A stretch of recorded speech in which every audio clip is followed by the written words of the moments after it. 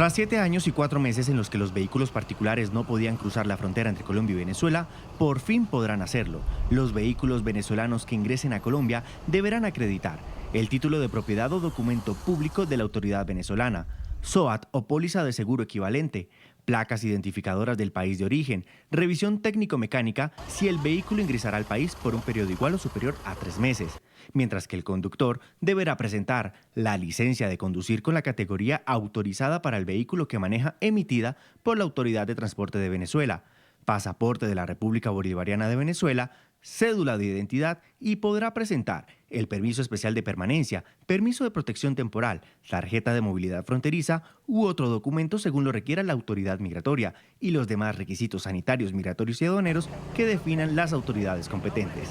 Las licencias de conducción expedidas en Venezuela que se encuentren vigentes serán válidas y admitidas para transitar por el territorio colombiano.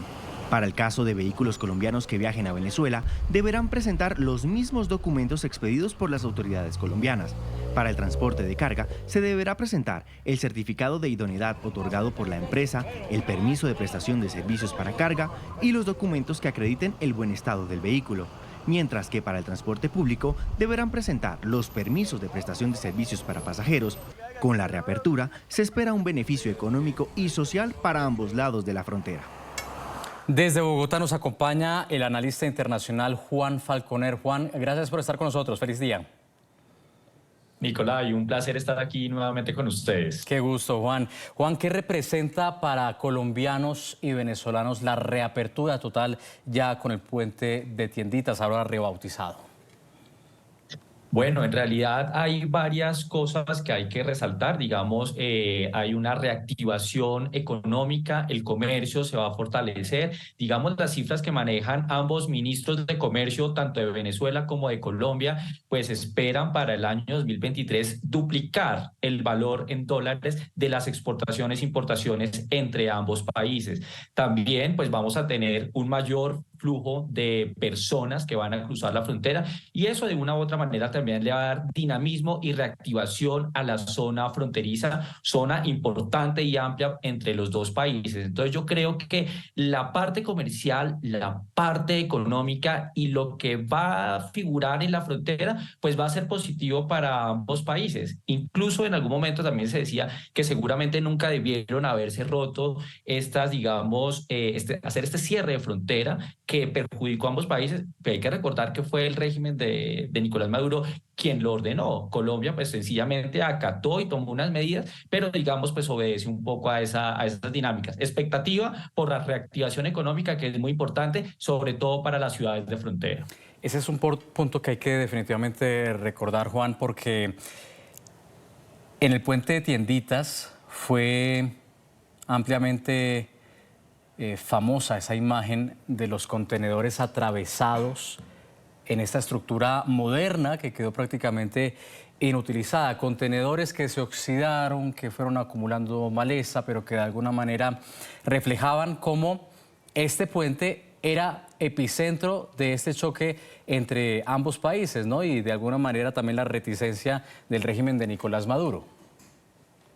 Totalmente de acuerdo. Aquí hay que resaltar que una de las grandes disputas que se genera ahí en la frontera es cuando se intentan llegar a Venezuela ayudas humanitarias con mercancía, con medicina, con alimentos, en un momento en el que Venezuela pues estaba en una situación muy compleja y se requerían estas ayudas. Y esos bloqueos pues de una u otra manera dejan ver el talante del régimen venezolano cuando impide el ingreso de estas ayudas humanitarias y toma esas decisiones arbitrarias de cerrar la frontera, perjudicando a sus propios conciudadanos. Entonces uno sí se plantea un poco el tema de cuáles son las prioridades del gobierno, porque era un momento coyuntural en que las personas venezolanas necesitaban esa ayuda y pues ese era un paso necesario y vimos cuáles eran las prioridades del presidente Nicolás Maduro y donde en 2019 pues, se da esa ruptura y ese cierre casi que definitivo, digamos, como de estos 4 puntos de frontera.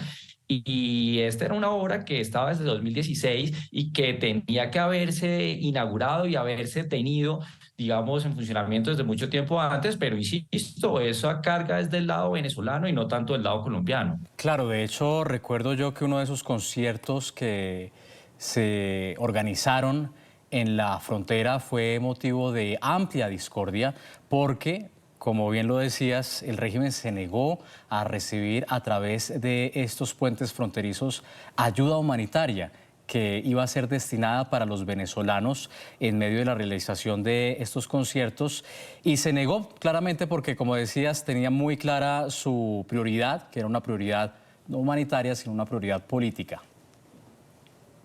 Sí, totalmente. Yo creo que aquí esto nos deja ver, insisto, el talante de un gobierno que no piensa en, en las personas que representa y pone en peligro vidas y toma unas posiciones negligentes. Insisto, son ellos los que cierran la frontera porque muchas veces ha criticado que el gobierno colombiano ha tenido, digamos, algún tipo de responsabilidad. Considero yo que ha sido en lo absoluto, siempre ha sido Colombia muy respetuoso con las relaciones internacionales, pero cuando ellos las rompen abruptamente, pues digamos, pues Colombia acata la dinámica. Ahora bien, esta reapertura implica también unos retos institucionales muy grandes, ¿no? Porque tenemos que mirar ahora que no solo está la reactivación económica, sino qué va a pasar ahora con los temas de las estructuras criminales que operan en la frontera, ELN, disidencias de las FARC, estructuras de contrabando y narcotráfico, y tiene que haber un compromiso bilateral en el cual pues se ha notado mucha deficiencia. También el tema migratorio, donde nosotros hemos visto que hay 7 millones de venezolanos en todo el mundo huyendo del régimen. Y ahora un reciente sondeo de opinión en Colombia demuestra que cerca del 61% de venezolanos no quieren regresar a Venezuela. Entonces, acá también hay unos problemas de fondo estructurales que hay que empezar a analizar y observar con lupa, la verdad. Sumado a eso, a esa problemática de trasfondo, la problemática de la migración, la problemática del crimen organizado, del crimen transnacional, también está la problemática económica. Escuchaba yo cierta molestia entre los empresarios venezolanos porque la burocracia, básicamente, del régimen madurista, ¿no? Denunciaban que la balanza comercial no les estaba siendo favorable justamente por esta situación.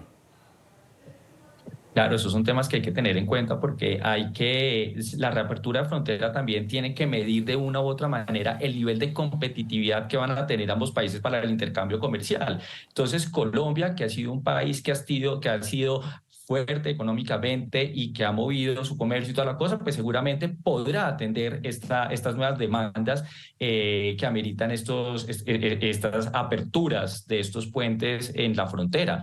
Pero Venezuela, con tantas limitaciones, con tantos problemas, creo que el comercio del lado allá para acá pues va a tener muchas dificultades y pues insisto, el régimen no escucha a su población y producto de eso pues veremos seguramente una serie de dificultades de la reactivación económica del lado venezolano. Y a mí hay una cosa que también me preocupa, que más allá de esta reactivación económica, nosotros de una u otra manera le estemos dando oxígeno a la dictadura venezolana, porque es que, digamos, está bien el tema comercial, nunca debió haberse suspendido el tema comercial y el cierre, ni hacer cierre de fronteras para que haya una actividad económica sana, pero lo que sí me preocupa es la bandera política que se le está poniendo a esto, que le da oxígeno al régimen del presidente Nicolás Maduro, y Colombia se estaría prestando de una u otra manera para eso con el show mediático que se hace con esta reapertura. Claro, ha sido la denuncia que se ha hecho desde el anuncio del restablecimiento de relaciones entre Colombia y el régimen de Nicolás Maduro una vez Gustavo Petro llegó al poder. ¿Cómo evitar que el asunto de la reapertura fronteriza sirva de oxígeno para un régimen que ha mostrado una falta de disposición para atender las denuncias de violaciones a los derechos humanos, las denuncias de el secuestro de la justicia, de libertades políticas? ¿Cómo seguir encarando este asunto sin ignorarlo, sin olvidarlo, sin pasarlo por debajo del tapete? Yo creo que este es un reto muy difícil porque es que hemos visto que el gobierno colombiano está dándole con bombos y platillos, digamos, oxígeno a la dictadura de Venezuela. No más basta escuchar al canciller colombiano con mucho orgullo diciendo que es una gran voluntad de ambos pueblos, y a mí me duele mucho que desconozcamos la realidad venezolana, donde hay muchos atropellos en materia de derechos humanos, en materia política, social, económica, pero somos indiferentes o hasta logramos o llegamos a aplaudir, digamos, las actividades del régimen. Entonces acá yo creo que sí que hacer un serio proceso de reflexión, porque la actitud que ha asumido Colombia considero que es equivocada, porque si bien había que hacer reapertura económica y si bien había que abrir las fronteras que nunca debieron haberse cerrado, el boom político que se le está dando creo que le da excesivo protagonismo al régimen venezolano. Y también hay que mirar todo lo que viene pasando en Venezuela, que resulta muy problemático. Ahora pues acaba el gobierno interino de Juan Guaidó, hay una crisis institucional, digamos, al interior de la oposición. Tenemos una asamblea que sí saca a su presidente interino, pero ellos se mantienen y hay unas divisiones en la oposición que todo pareciera jugar a favor del presidente Nicolás Maduro. Entonces son una serie de variantes que en realidad hacen muy complejo el panorama y una falta de compromiso y de solidaridad y de empatía del gobierno colombiano para con los ciudadanos venezolanos. Un momento delicado para la oposición venezolana y para la lucha por las libertades civiles en ese país. Era Juan Falconer, analista internacional, que nos acompañaba desde Bogotá. Juan, gracias. Nicolai, un abrazo y gracias por la invitación.